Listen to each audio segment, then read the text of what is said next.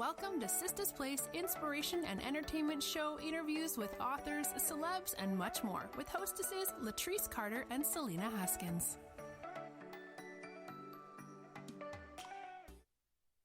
Hey everybody, I am your hostess Latrice Carter of Sista's Place.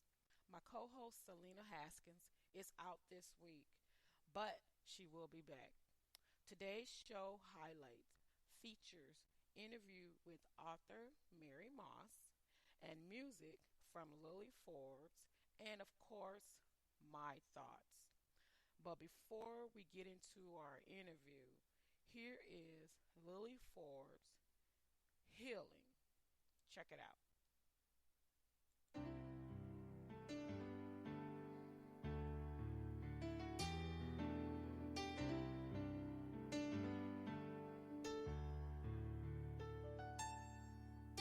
I have a hunger, a clear desire, a need that only you can fill. I have a hunger, a clear desire, a need that only you can feel.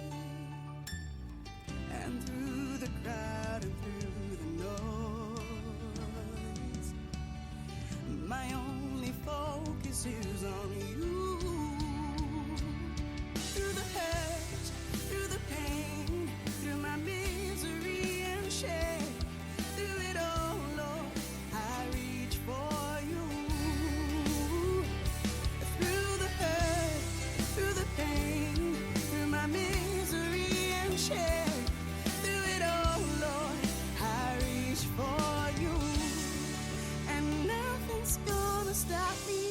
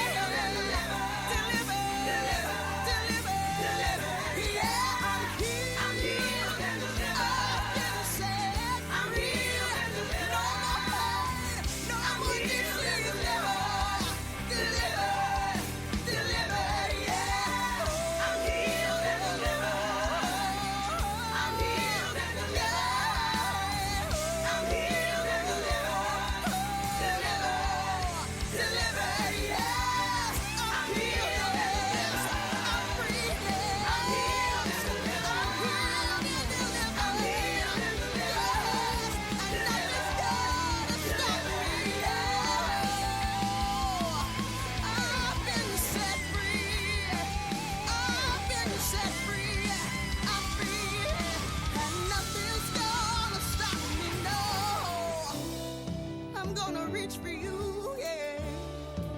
Nothing's gonna stop me. Nothing's gonna stop me, yeah. Through the hurt, through the pain, through my misery and shame.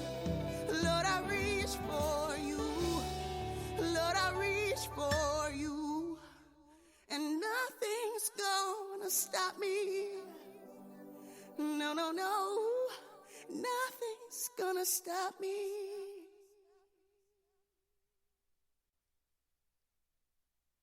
Ooh, praise God. That was beautiful. That was Lili Forbes, Healing. Her song is perfect for this time right now. Let it touch your spirit, touch your heart, and just remind you to draw closer to God during this pandemic. Um, he is our healing. Let's just get closer with Him. And it's perfect as it leads us right into my feature interview with author Mary Moss. Now, I know something. Who is Mary Moss? Well, Mary is a writer, a speaker, a biblical storyteller, a columnist, a retreat leader, and sometimes she's a blogger. Isn't that nice? She has written two books that is perfect during this pandemic time for us to read about. The Woman at the Well, also The Woman with the Alabaster Jar. Do you guys remember these stories from the Bible? I'm pretty sure some of you are familiar with these stories. Your pastors probably preached about it. You've probably read about it during Bible study. Well, I sat down with her to talk about these two books. They will bless you. So check out my interview with author Mary Moss. Okay. All right. Today in our author spotlight feature, we have author Mary Moss, who is no stranger to Sisters Place podcast. Mary, welcome to the podcast. Thank you. I'm so excited to connect again. Yes, absolutely. Now we're going to be talking about two of your books tonight. So the first book is Woman at the Well. What inspired the title for Woman at the Well? Well, it's always been a fascinating story to me. I've been curious about why she was important enough to be in the Bible, but not to have a name. And then I realized there were several women like that. Mm-hmm. Women in biblical times were not typically considered significant, but the story's so powerful that it just really resonated with me. Okay. Tell us a little bit about the story, Woman at the Well. Don't give too much away, but just give us a little bit so I can intrigue our audience. The biblical story is about a Samaritan woman who was a sinner, and we'll just leave it at that. Okay. And she encounters Jesus at the town well, and he reveals to her that he's aware of everything she's ever done, and that he extends his grace to her. Okay. And it was so astounding to her that it changed her entire life, and she told everyone she knew the story. Okay. Sounds good. What do you want your readers to take away from this particular story? Well, when I wrote the book, it really was to kind of chronicle my faith journey as an adult. Mm-hmm. And it's in 3 parts. Apparently that's become a pattern with my books. It has 3 sections that kind of document the journey. The first one is searching for God's saving grace. Mm-hmm. The second part is discovering God's amazing grace. And then finally, the concluding section is relying upon God's sufficient grace. Okay. So it just kind of shares the different lessons and discoveries that I made along the way. Okay, awesome. Do you feel like today there are some women of the well that you can kind of like, that you can see just looking at everything that has been going on right now in the country? Oh, yeah, I think pretty much any woman is this woman. We're all seeking for significance and for acceptance, but more than that, we're seeking the unconditional love that God offers us through Christ. In this day and time, especially, I think people are reevaluating a lot of things in their lives, and I think we all go thirsty to the well, which is really the whole premise of the book. You know, come thirsty and you will be filled. Absolutely, absolutely. What would you like your readers to take away after reading Woman at the Well? I would like them to realize really just what I said, that we don't have to live in our past. We don't have to live in what we've done, because we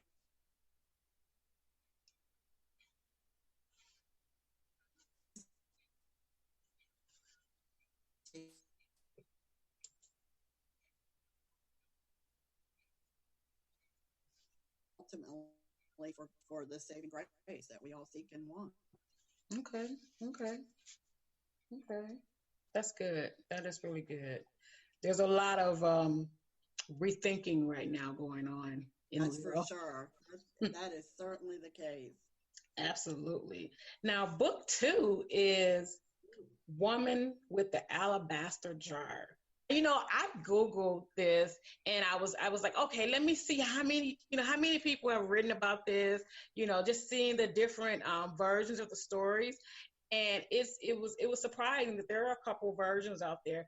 I was also referencing going back to the Bible, because I remember hearing this story, and I remember a pastor preaching about the alabaster jar. So when I started thinking about this story, I was like, you have a passion for writing stories from the Bible. But what inspired you to write about the woman with the alabaster jar? Well, this one was a little bit harder to write. The first one, I talk about there was like a time between, because these were about 10 years apart when I wrote them. The second one, the subtitle is A Life Poured Out. And it represents my journey through grief after my mother died. And I stayed in that grief for about 5 years. I did not deal with it, and my faith faltered an awful lot. And this book, it gets pretty real and honest about that journey. The happy ending is that my faith has been renewed.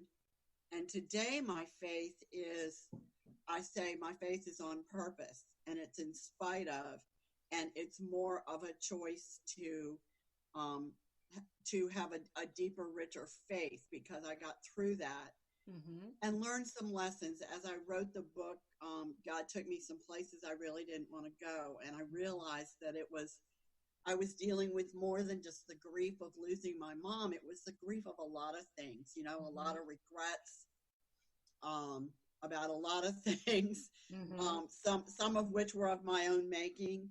But I really had to face up to some hard, dark places in my life. But it was wonderful to realize that through the process, God was there. I tell a story about a shooting star, and I told this at church about a year ago. They asked me to come and talk about how to stay in love with God. And I admitted that I wasn't very much in love with him for a number of years. But that every morning I sit out on my deck and drink my coffee, unless it's just raining too hard or too terribly cold. And I love to watch the stars. That goes back to my childhood with my dad. but a lot of mornings I would rail at God out there, just God and me and the stars. And I would just shout out to him, if you even know I'm here, send a shooting star across the sky so I know that you at least hear me. Mm-hmm. And more often than not, there would be one.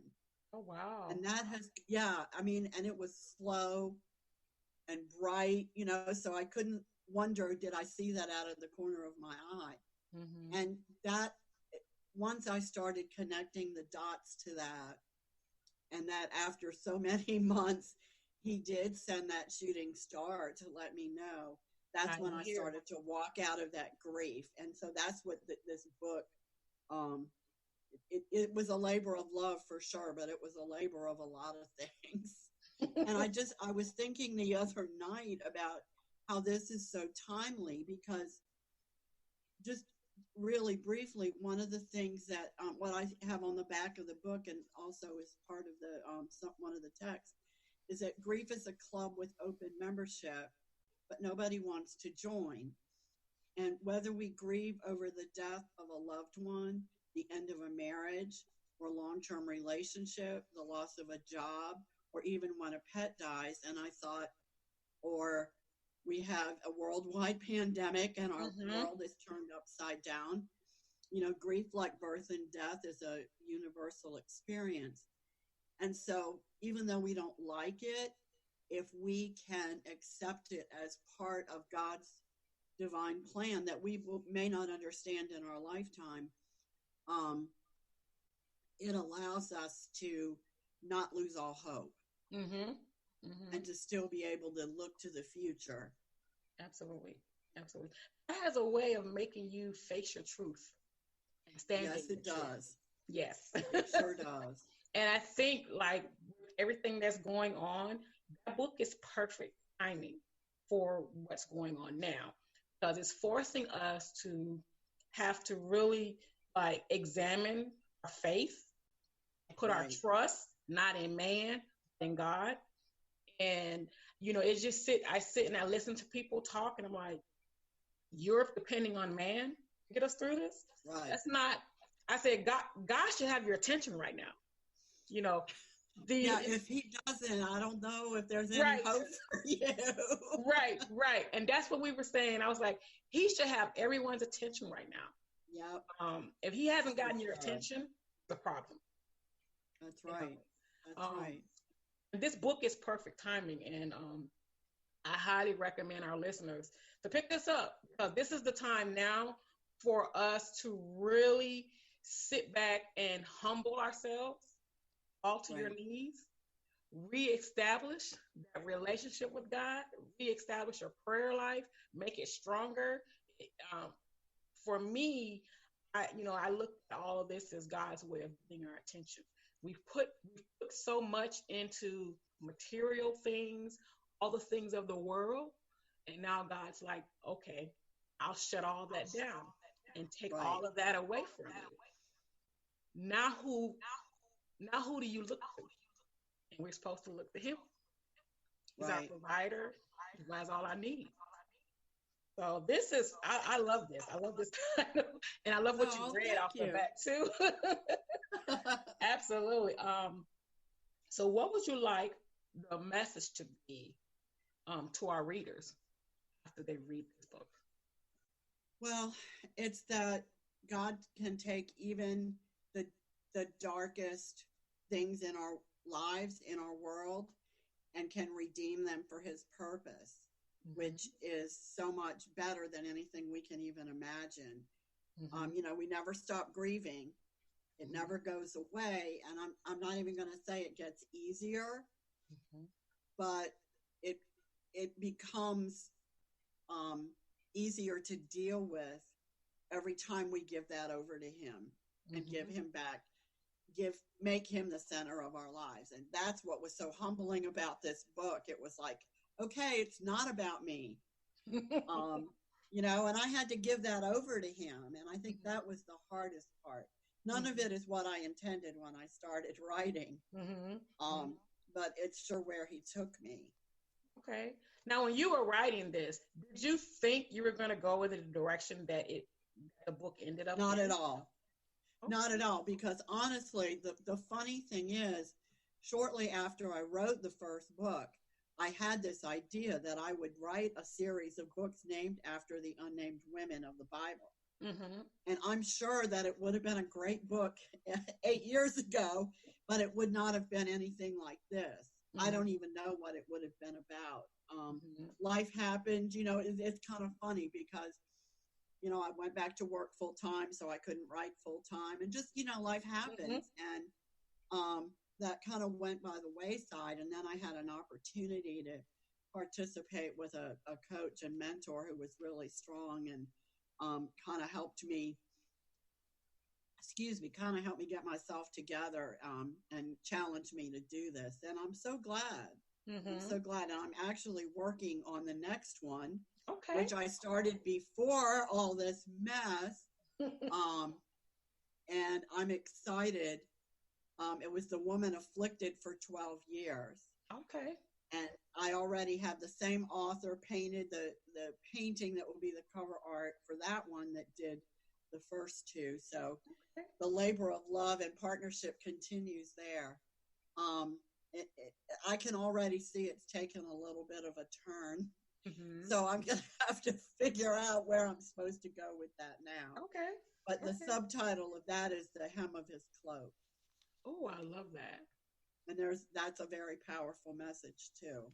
Yes, it is. Yes, it is. Just need to touch. Just let me get to the hem of it. Yeah, that's all she needed to be healed. So I think that's a strong message for today too. Powerful message. That's going to be a powerful message for sure. That's right. What words of encouragement can you leave our listeners with today, with all that is happening right now? It's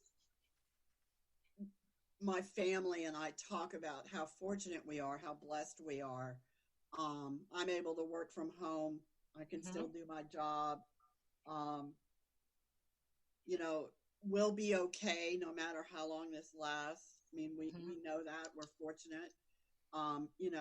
There was a time when that wouldn't have been the case. And so we really feel for the people who have lost everything, basically, who are struggling. And the only words of encouragement that I can give would be to just hang in there and just keep going. And, help is coming and hope always reigns. And cling to that and, things will turn out. Okay. I agree with you on that. Yes. This too shall pass. Yes. What we keep saying. This too shall pass.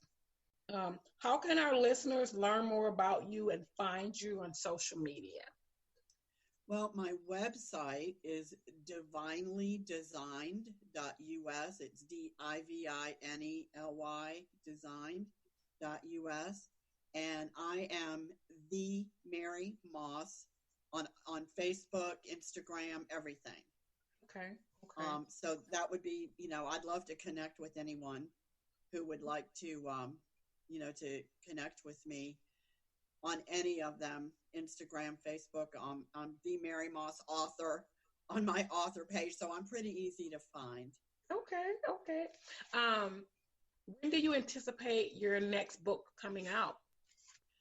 I've been saying it was going to be the fall, so I guess that's when it's going to be. Probably late fall this year. Okay. Awesome. Well, thank you so much, Mary, for sitting down with me tonight to discuss your two books and your news. Everyone, I strongly suggest in time right now for you to go out and log online, not go out. Stay at home, stay safe. Right. Order it off of Amazon. Connect with Mary on Facebook, Instagram. Check out her website. We will post all the links to her website and tag her on social media in all of our groups as well, so that you guys can get to know her. Give a book to a friend. This is the time now. We have a lot of time on our hands. Reading is a blessing. I always say reading is a blessing. minds wander a lot. And these two stories will touch your heart and give you something to really think about. Mary, you want to say any closing remarks? I just want to thank you so much for having me on. It really means a lot to be able to share the good news with your audience. And, the wider the audience, the better, because I think, like we've said, now is really a time that people can use that. Absolutely, absolutely. Well, guys, this podcast will be live on Saturday, and we look forward to hearing your feedback and comments on our interviews. Mary, thank you again. She is no stranger to Sister's Place. So, and hopefully next year, hey, maybe we can start traveling again. And we'll actually meet. I There you love go. meeting. Wouldn't that be great? I know. Yes, yes. I love meeting people that I've talked with and connected with. I've met quite a few, so I'm very excited. But yeah, so once they lift the ban and we're good, you are gone, right? I am. Yes, because being in the house, whew, yes, Yeah, Lord, it's a lot. yes. I do a lot of talking to God. I'm like, okay, day is is not a good day.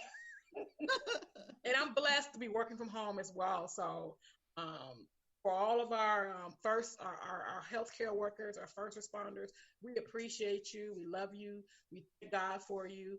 And until next time, be blessed by Sister's Place. And again, Mary, thank you so much. Thank you. Take care. All right, then.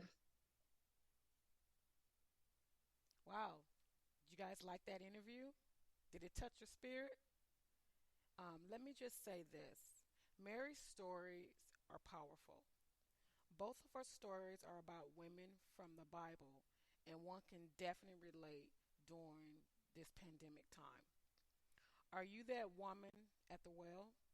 Are you thirsty for God? Or the woman with the alabaster jar? What grief are you dealing with? Draw closer to God, strengthen your prayer life, but most importantly, remember where your help comes from. Not man, but God. Be sure to visit Mary's website and follow her on social media to learn more about her. I pray that her story has blessed you. Now, before I end the show, I like to give you guys some words of encouragement. Um, I saw a post um, on Instagram a couple days ago, and it says this: you must tell yourself, no matter how hard it is or how hard it gets, I'm going to make it, by Les Brown. That's a powerful quote. And what it means to me right now in this historic pandemic era, we are going to make it through this storm. COVID 19 hit this country hard. We must remember that help is on the way. And I emphasize help. Let's be obedient and listen to the health authorities and our local government leaders so that we can get through this pandemic. We're going to make it. I need you to remember that. My prayers, once again, go out to all those who have lost a loved one during this trying time.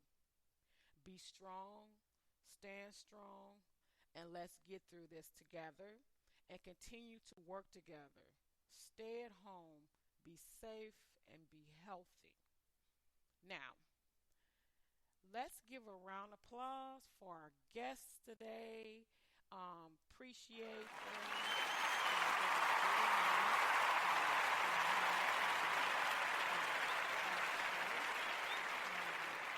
For some of you, our interviews are pre-recorded, which is awesome. So if you like to be on a show, please send an email to Latrice at sistersplace.com. And that is Letrise at Sisters, SISTAHSPLACE.com. Now, you might have noticed we've been playing a little music. Well, these are indie artists like Lili Forbes. If you would like to have your music played on our podcast, hit me up, send me a email, or message me on social media. Now, I have to say this: it has to be clean music. It's not. It can't be a music with profanity and discriminating against racists or women. Um, that will not be played on our show. We are a clean show. If you are a poet or a poetress, a poet or spoken word, and you like to have your poetry played on our podcast, please email no more than 7-minute voice recording with your name, your website or social media where our listeners can learn, follow you and learn more about you. Send that to the email at latrice@sistersplace.com. Also, if you'd like to be a featured guest on our show, send us a message and we will send you the details on how you can be on the show. Now, our replays are available on our website, but you can also listen to us on iTunes, YouTube, Spotify, iHeart, Google Podcasts, and of course, the Spreaker Radio Network. Thank you all for listening to our show today. Please remember, stay safe, stay healthy, practice social distancing if you have to go out. If you don't have to go out, please stay at home. We are in this together. Remember, this too shall pass. COVID 19 will not win. And thank you again to all of our first responders, healthcare workers, and all of our essential workers. God bless you. Until next time, I am your hostess, Latrice Carter, at Sisters Place. Be blessed.